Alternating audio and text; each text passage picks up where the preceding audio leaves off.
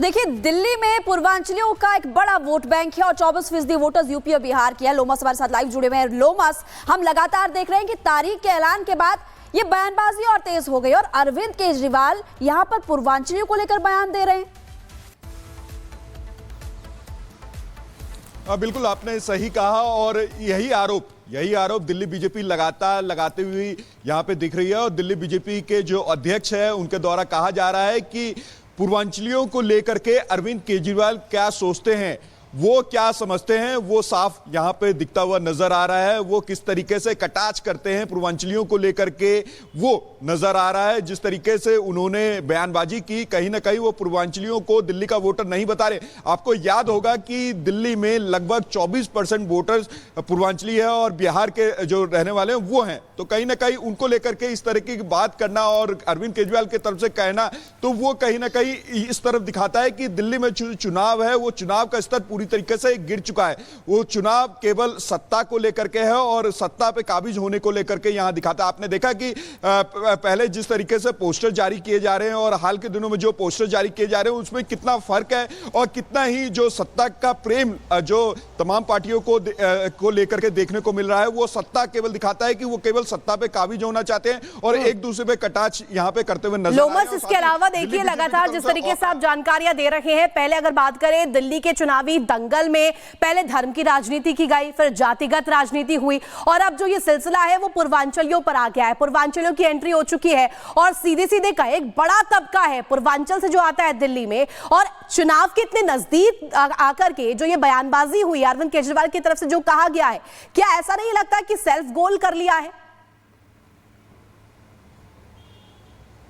देखिए, आप मान सकते हैं और यहाँ पे क्योंकि दिल्ली का चुनाव पास में ही है और उसको लेकर के जो तमाम सत्ता दल है वो चाहती है कि वो दिल्ली के सत्ते पे काबिज हो जाए, दिल्ली का जो मुख्यमंत्री है उनके पार्टी की तरफ से बने। तो उसको लेकर के कहीं ना कहीं वो दिल्ली के लोगों को साधना चाहती है। और साथ ही अब कई आपने ये भी देखा कई ऐसे बयानबाजी निकल के सामने आ रहे हैं तो वो कहीं ना कहीं एक पूरे समुदाय को इफेक्ट कर रहे हैं। और उसी को लेकर के दिल्ली बीजेपी के द्वारा आज पीसीबी की गई है और साफ तौर पर उन्होंने कहा कि किस तरीके से अरविंद केजरीवाल जो पूर्वांचल के लोगों को कहीं ना कहीं बदनाम करने की कोशिश कर रहे हैं, उन पर कटाक्ष करने की कोशिश की जा रही है।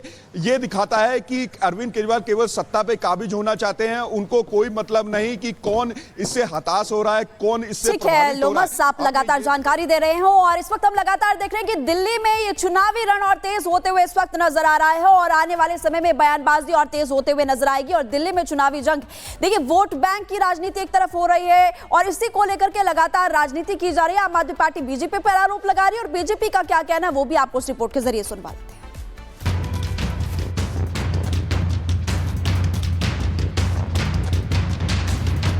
यूपी और बिहार से ला के यूपी आसपास के स्टेट से ला के फर्जी वोट बनवा रहे हैं। आपने हिम्मत कैसे किया पूर्वांचल के लोगों को, उत्तर प्रदेश बिहार के लोगों को फर्जी कहने की? दिल्ली में चुनाव अवसर पर है तो वोट को भुनाने के लिए मुद्दे भी हर दिन बदल रहे हैं। रोहिंग्या से शुरू वोट बैंक की सियासत घुसपैठिए, शीश महल और जाट से होते हुए अब पूर्वांचलियों पर आ पहुंची है।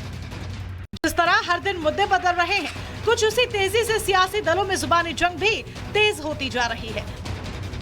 दिल्ली में फर्जी वोट का मुद्दा उठाते हुए अरविंद केजरीवाल ने कुछ ऐसा बयान दिया जिसे बीजेपी ने लपकने में देरी नहीं की। 1 लाख वोट की असेंबली है, छोटी सी असेंबली है, उसमें 13,000 नए लोग कहां से आ गए? 15 दिन में कहां से आ गए? पिछले 15 दिन में 13,000 नए वोट बनने की एप्लीकेशन आई है। जाहिर तौर पे ये यूपी और बिहार से ला के यूपी आसपास के स्टेट से ला के फर्जी वोट बनवा रहे हैं ये लोग। दिल्ली के पूर्व सीएम अरविंद केजरीवाल का यह बयान नई सियासी जंग को हवा देने के लिए काफी था। बीजेपी ने अरविंद केजरीवाल के इस बयान को सीधे सीधे पूर्वांचलियों का अपमान बता दिया। मनोज तिवारी, गिरिराज सिंह तक केजरीवाल पर सब बरस पड़े। आपने हिम्मत कैसे किया पूर्वांचल के लोगों को, उत्तर प्रदेश बिहार के लोगों को फर्जी कहने का? 42% वोटर है अरविंद केजरीवाल, ध्यान से सुन लो। और ये लोग आज जो आपने ये बात कही है ना, इसका जवाब 5 फरवरी को देंगे। आज जो तुमने पूर्वांचल भाई बहनों को फर्जी वोटर कहा है, दिल्ली के मतदाता इन मेहनतकश लोगों के अपमान का बदला लेंगे और 5 फरवरी को ये अपमान का बदला वोट की ताकत से लिया जाएगा। तुमने पूर्वांचल के भाई बहन जो मेहनतकश मजदूरी कर अपना स्थान बनाते हैं देश में, दिल्ली में, उनको अपमानित करने का काम किया है। दिल्ली में पूर्वांचलियों का एक बड़ा वोट बैंक है। करीब 24% वोटर्स यूपी और बिहार के हैं, लिहाजा मुद्दा गरमाने में देर नहीं लगी। केंद्रीय मंत्री गिरिराज सिंह ने सोशल मीडिया पर पोस्ट कर केजरीवाल पर निशाना साधा और लिखा, केजरीवाल जी जिस पत्तल में खाते हैं उसी में छेद करते हैं। जिन बिहारियों और पूर्वांचलियों ने इन्हें मुख्यमंत्री बनाया उन्हीं को ये गाली देते हैं। इस पर पलटवार करने में आम आदमी पार्टी ने भी देरी नहीं की। बचाव में सामने सांसद संजय सिंह आए। भारतीय जनता पार्टी है वो हमेशा से यूपी, बिहार, पूर्वांचल के लोगों से नफरत करने का काम करती है, उनको अपमानित करने का काम करती है। दूसरी तरफ अरविंद केजरीवाल हैं जिन्होंने सबसे ज्यादा टिकट पूर्वांचल के लोगों को दिया। पूर्वांचल के गोपाल राय जी को मंत्री बनाया, मुझे सांसद बनाया। यूपी बिहार के लोगों के वोट की कीमत दिल्ली में कितनी खास है, यह आम आदमी पार्टी और बीजेपी अच्छी तरह समझती है।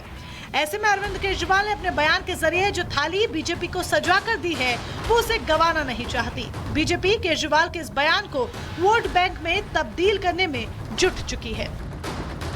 Bureau report, Republic Bharat.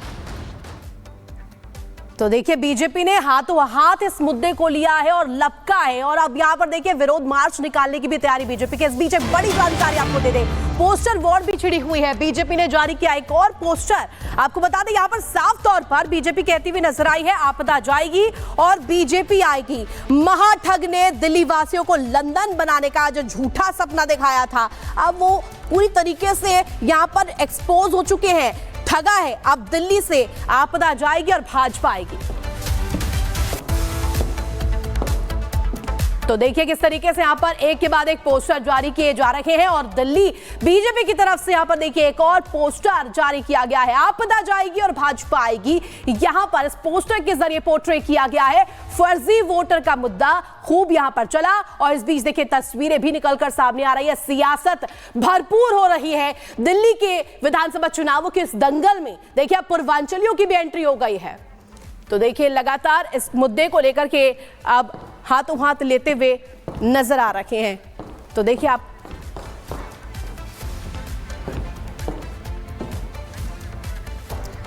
तो देखिए दिल्ली से बड़ी खबर लगातार हम आपको बता रहे हैं और अब आपको जानकारी दे दें कि दिल्ली में सियासत हाई हो चुकी है। ये तस्वीरें आपको लगातार हम इस वक्त दिखा भी रहे हैं। अरविंद केजरीवाल आपको सामने नजर भी आ रहे हैं और आज भारतीय जनता पार्टी की तरफ से विरोध प्रदर्शन भी किया जाएगा। तो बीजेपी की तरफ से विरोध प्रदर्शन भी किया जाएगा और अब आपको बता दें कि खबरों में आगे बढ़ते हैं। अगली खबर आपको बताएंगे यूपी के मेरठ से। 5 लोगों की हत्या से हड़कंप मच चुका है। एक ही परिवार में पति पत्नी की हत्या कर दी गई। 3 बेटियों का जो शव है वो भी बेड के अंदर मिला है। लगातार पुलिस इस पूरे मामले को लेकर जांच पड़ताल करी। सीधा आपको बड़ी खबर बताएंगे और आपको जानकारी दे दें कि अभी पुलिस जो है आसपास के लोगों से भी पूछताछ लगातार कर रही है। ये बड़ी खबर आपकी टीवी स्क्रीन पर। उत्तर प्रदेश के मेरठ में 5 लोगों की हत्या से हड़कंप मच चुका है। पति पत्नी और 3 बेटियों की हत्या की गई है। मेरठ में 5 लोगों की इतनी दरिंदगी से हत्या की गई कि जो भी तस्वीरें देख रहा था, पुलिस वहां पर पहुंची, सभी लोग हैरान हो गए। मेरठ में एक ही परिवार के 5 लोगों की हत्या के बाद इलाके में हड़कंप मचा। लिसाड़ी गेट इलाके में एक घर से पति पत्नी उनकी 3 बेटियों का शव मिला। इस नृशंस हत्या को किसने और क्यों अंजाम दिया, इसका खुलासा होना फिलहाल बाकी है। इस पर आप इस रिपोर्ट को देखिए।